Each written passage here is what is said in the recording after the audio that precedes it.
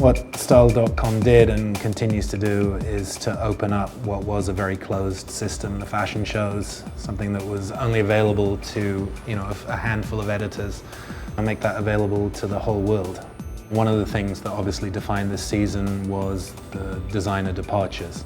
That's always been part of the business, but their contributions are the most important thing in fashion. So we really wanted to dedicate this issue to the designers. Joseph Altuzarra is one of the great hopes of the young generation of New York designers.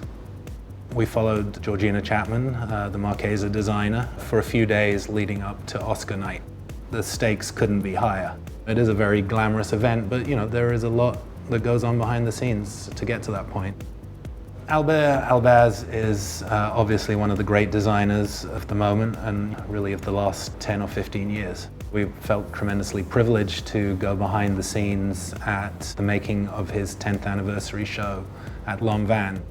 Seeing these three very different talents putting together their collections, what are the pressures, the stresses that a designer has to deal with.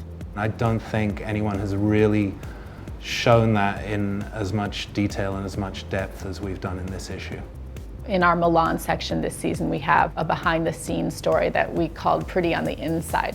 Milan is, I have to say, the city that fashion people complain about most. It doesn't necessarily have the glamour of Paris or the energy of New York.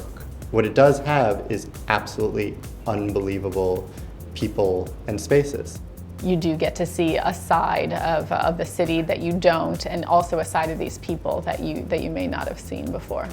One of the things that we tried to do was take the reader behind closed doors. When Style.com started, it was very much about fashion shows and the coverage of the fashion shows. I think over time, what you've seen is huge expansion of coverage beyond just the shows. We've grown, but I don't think we've ever done it at the expense of sort of dumbing down our coverage. We're very much about fashion, and we share that with our audience.